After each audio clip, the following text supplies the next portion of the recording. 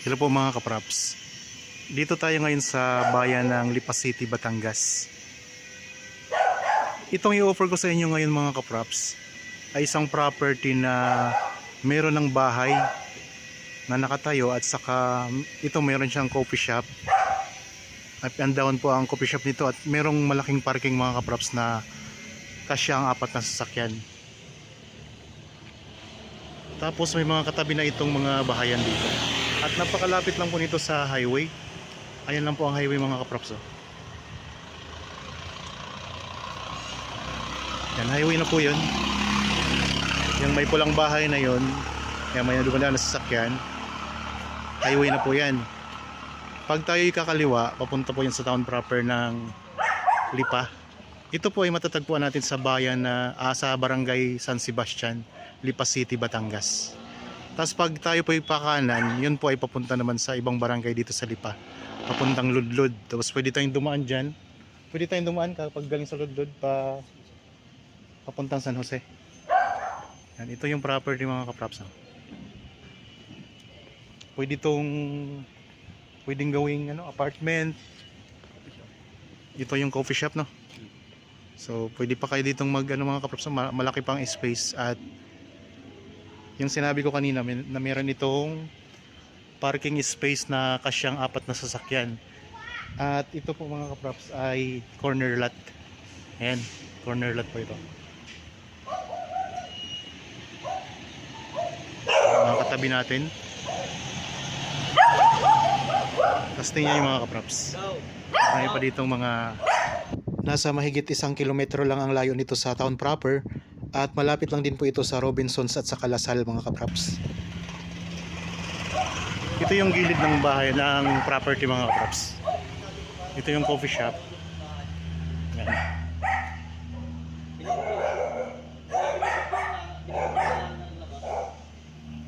Tapos may bakod na rin po ito. May papasok tayo, pakita ko sa inyo ang parking area. Ang sukat po nito, buong sukat ay 350 square meters. At meron itong 5 title mga kapraps. Bali magkakatabi po na lote. So binili po ng owner. Kaya magkakatabi-tabi po lahat. 5 lote na tig 70 square meters ang sukat. Kaya ang kabuuan po nito ay 350 square meters. Yan, ito yung boundary mga kapraps. Yung bakod na to, ito yung boundary ng property. May bakod na rin to.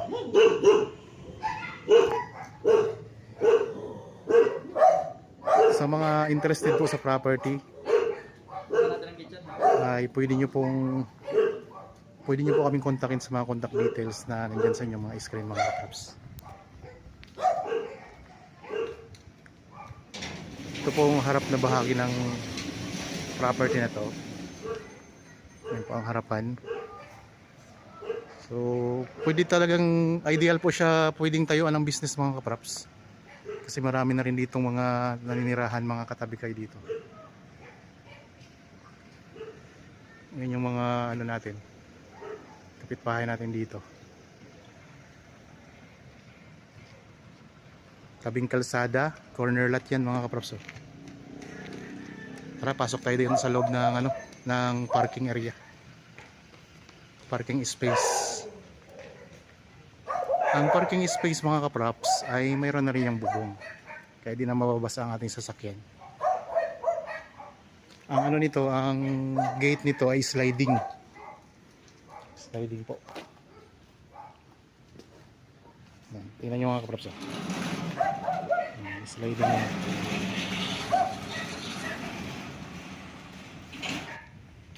Pasok tayo. Sa ngayon may mga nakapark dito ng sasakyan. Ito yung sasakyan ng may-ari mga kapraps. Tapos ito may nakikipark lang din dito. Yan, sabi ko kanina kasi ang 4 na sasakyan dito eh. Meron pa kayo ditong bonus na halaman, mga halaman. Meron ding mga gamit dito na kasama sa bentahan. So mayroon ditong mga freezer. So mga gamit ng coffee shop kasama na. Ayun mga kaprops, kasama na pala dito ang mga gamit sa coffee shop. Ayun, ang ganda ng halaman oh. Kasi ito yung bahay na nandito sa loob ng property. Ayan. Meron silang terrace dito. Makapasok ka dyan? Okay.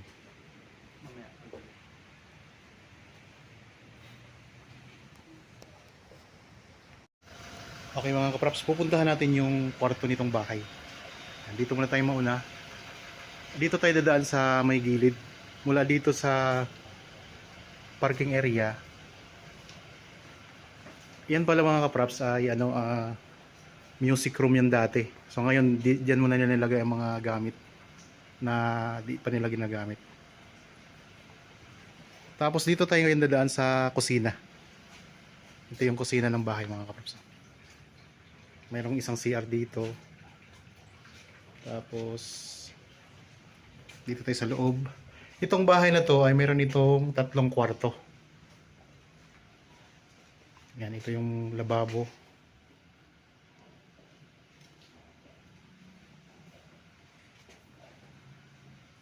Naka-tiles rin po yan. Titira na lang po kayo kapag nabili nyo to.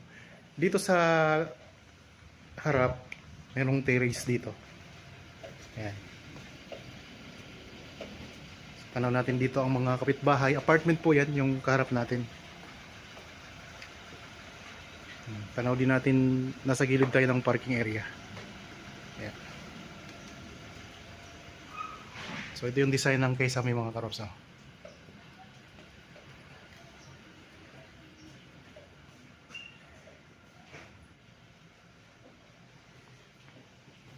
Meron ditong, ito yung built-in cabinet dito sa may lababo, sa taas ng lababo to mga kaprops.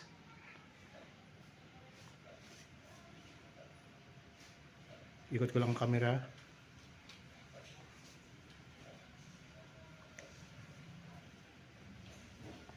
Ito naman ay isa pang kwarto.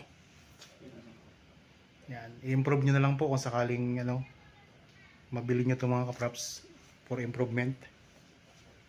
Tapos dito, may kwarto din dito po. Bali, yun yung unang kwarto. Meron pa ditong dalawa. Ito yung isa pa mga kaprops.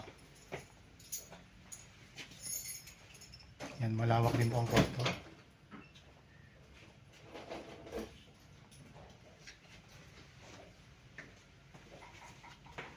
Ito naman po ang CR dito.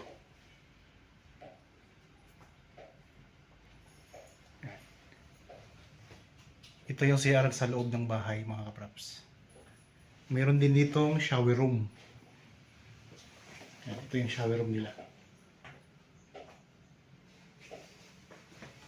Maliit lang. Tapos dito po ang bowl. Okay. Ito yung pangatlong kwarto. May mga gitara pa dito. Hindi na ito kasamang gitara. Hindi. Hindi na daw po kasama ang gitara mga kaprops. Yan. Okay. So habang kayo po ay nagpapahinga dyan sa inyong bahay, samahan niyo po ako sa pag-iikot dito sa property.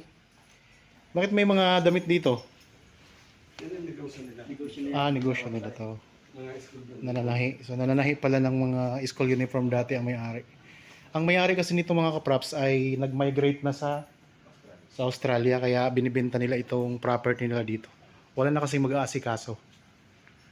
Okay, balik na tayo dito sa labas.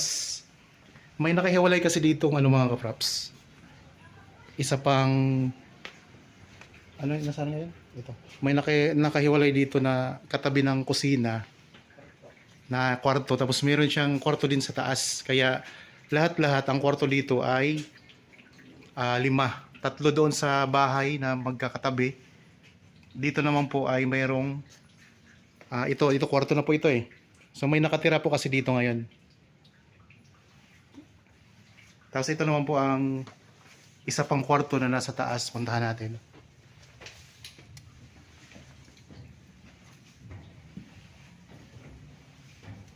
Yan. Pwede rin po itong Ito po yung nandito sa taas mga kaprops.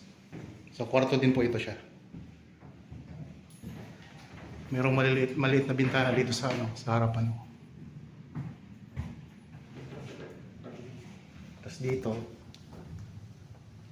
yan, ito yung natin dito, bintana sa taas.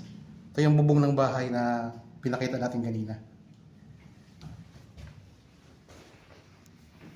Yan, ito yung sahig.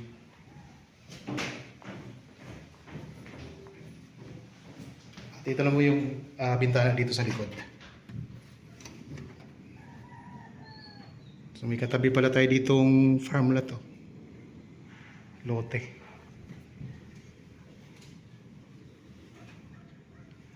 Yan, baba tayo mga props.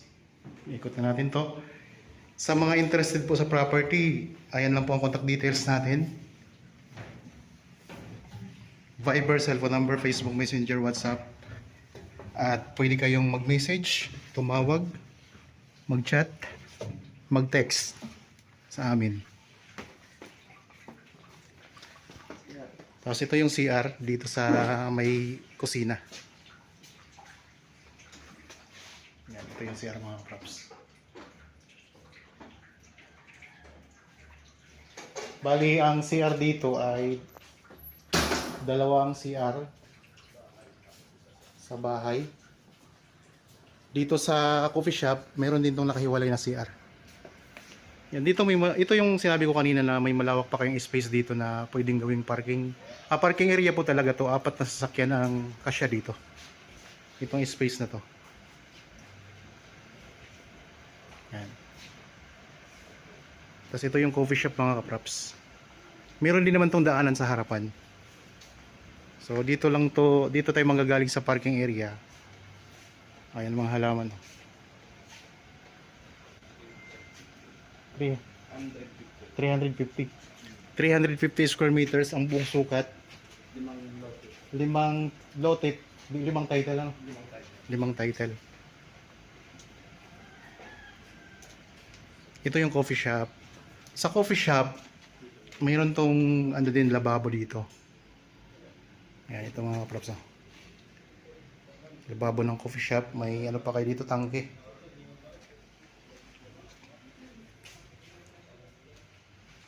Dati kasi itong coffee shop ng may-ari mga kaprops. Ginawa nilang coffee shop.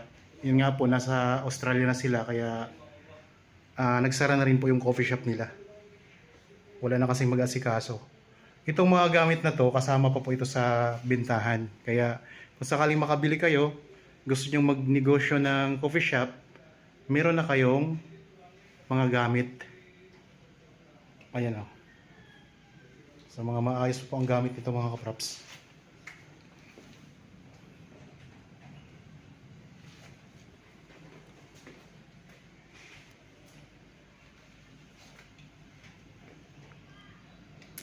Tapos dito sa harap ng coffee shop, ito kasi yung pintuan mga kaprops. Yan. Sa harap ng coffee shop, may space dito para sa mga customers ninyo. Ayan, malawak po ang space dito. Kasi ito yung harapan ng property. Ayan. Meron pa kayo ditong tanim na rambutan. Isang puno ng rambutan.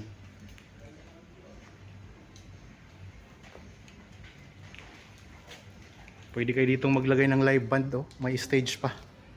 Merong stage ang ang gilid ng coffee shop, itong space na to. Ikot ko lang ang camera mga kaprops.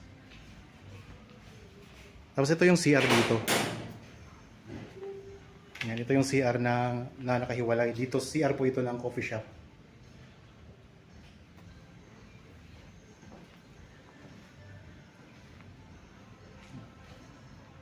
Tapos kung ang customer niyo gusto ng medyo presko, pwede silang pumunta dito sa taas. Yan, puntahan din natin doon taas mga kaprops.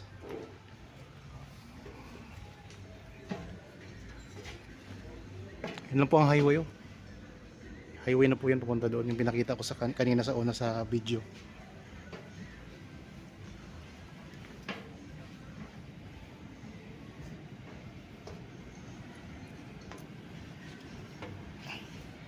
Okay. Ang kagandahan po nito, ito'y malapit lang sa bayan ng Lipa, sa mismong town proper ng Lipa. Katabi lang po ito mga kapraps, itong property na ito. Malapit po sa Robinsons at malapit po ito sa eskwelahan ng Lasal mga kapraps. Kaya ayos na ayos ito. Meron nitong condo na tinatayo na malapit din sa property. Ang mga katabi natin, may mga apartment po ito. Yun po yung business ng mga karamihan ng mga may-ari ng property dito mga kapraps. Kagaya po niya, no? Yan ay apartment din, nakatabi ng property na to. Ito yung space dito sa taas.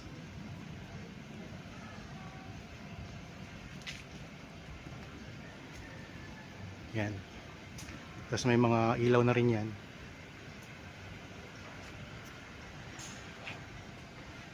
Sa mga naghahanap po ng property dito sa Lipa City, pwede po itong apartment, may coffee shop pa kayo. Ito, napakagandang property nito mga kapraps. Ang presyo nito ay mura lang. Nandyan po sa description box at sa title itong video. Yan, dito tayo sa taas. Ayan ang kalsada mga kapraps.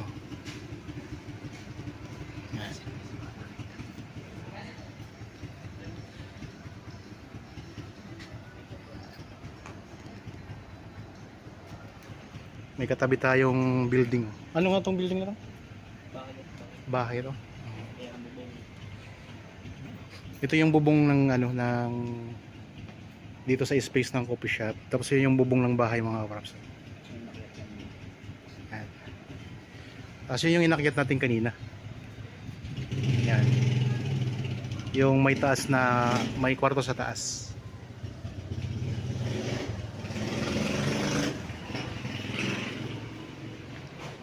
$350 square meters ang buong sukat at ang presyo ay ayun lang po, napakamura lang. Lipa City po ito mga kapraps ha, kaya ako nasabi na ganyang presyo ay mura kasi nasa Lipa tayo at saka mayroong nakatayong bahay, may coffee shop ka pa dito. Dito tayo sa taas. Yan, punta na tayo sa baba. Siyempre meron na ditong linya ng kuryente at saka tubig. May bakod na kayo. Meron pa kayong kalamansi.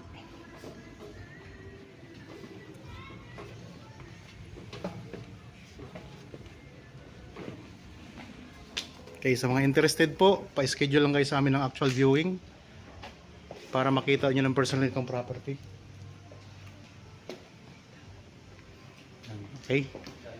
Mula dito sa space na to, ng space dito sa harap ng sa gilid ng coffee shop, meron kayong daanan pa dito papunta sa bahay mga kapraps. Ayan.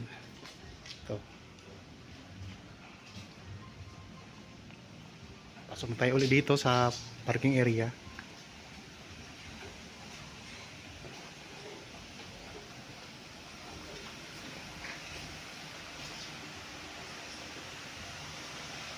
Okay. So ito lang kalsada. Dito na tayo.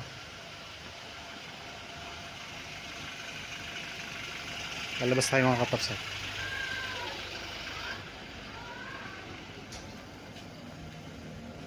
Yan. Corner lot yan. Okay. Naikot na natin ang property. Sa mga bago pa lang po sa aking channel at napadaan lang dito sa aking channel, huwag niyo pong kalimutang mag-subscribe at pindutin na rin po ang notification bell para maging updated kayo sa mga bagong property na i-offer namin. Maraming salamat po. Lagi tayong mag-iingat at God bless po sa ating lahat mga kapraps.